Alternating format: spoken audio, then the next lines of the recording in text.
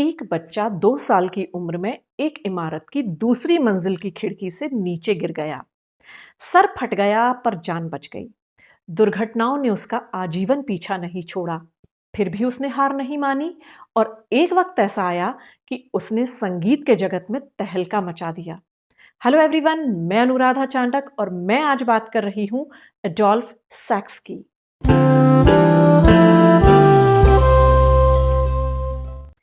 Adolf सैक्स के आविष्कार को नाजियों ने, कम्युनिस्ट लोगों ने, धार्मिक गुरुओं ने और यहां तक कि वेटिकन ने भी बैन कर दिया था।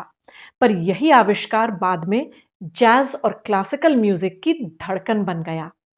क्या था वो आविष्कार? ये जानने के पहले अनुरोध, निवेदन, please like, share and subscribe to my channel. Adolf Sax का जन्म 19वीं शताब्दी की शुरुआत में बेल्जियम में हुआ।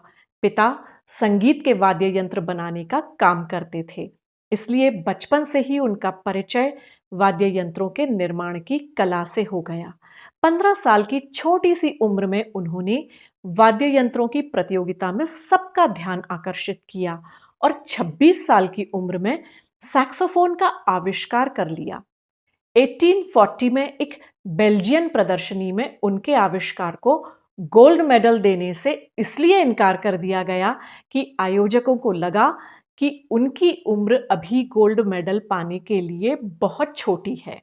उन्हें जब उससे निचले स्तर का पुरस्कार दिया गया तो उन्होंने भी ये कहकर ठुकरा दिया कि उसे पाने की उनकी उम्र अब निकल चुकी है। उनके साथ होने वाले हादसों के कारण उनकी मां को कभी लगा ही नहीं था कि वे अपने बेटे को कभी युवावस्था तक देख भी पाएंगी। जब वे 6 साल के थे तो उन्होंने गलती से एसिड पी लिया था। बड़ी मुश्किल से जान बच पाई थी। 9 वर्ष के थे तो सीढ़ियों से कलाबाजी खाते हुए नीचे जलती हुई भट्टी पर आ गिरे और गंभीर रूप से झुलस गए थे। 11 साल की उम्र में इतने बीमार पड़े कि 9 दिन कोमा में जिंदगी और मौत के बीच झूलते रहे। कभी सुई निगल ली तो कभी हाथ तोड़ लिया। 19 साल की उम्र में एक निर्माणाधीन इमारत से एक ईंट उनके सिर पर आ गिरी, जिसने उनका सिर फोड़ दिया। 23 साल के थे तो उस उम्र में जहरीली शराब पी ली, पर हर बार की तरह इस बार भी मौत को चकमा देने में वे कामयाब हो गए और मौत के चंगुल से बच निकले। उन्होंने सैक्सोफोन को भी कई वेरिएशंस के साथ बनाया। न जाने कितने सारे म्यूजिकल इंस्ट्रूमेंट्स में संशोधन करके उन्हें सुधारा और नया रूप प्रदान किया।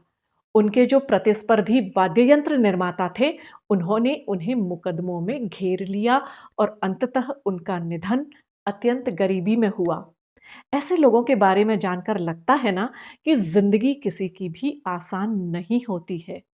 निखरना या बिखरना आपके हाथ में होता है।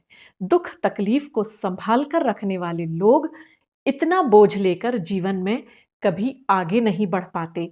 आगे बढ़ना है तो दुखों का वजन कम कर दीजिए, दुख में रस लेना छोड़ दीजिए।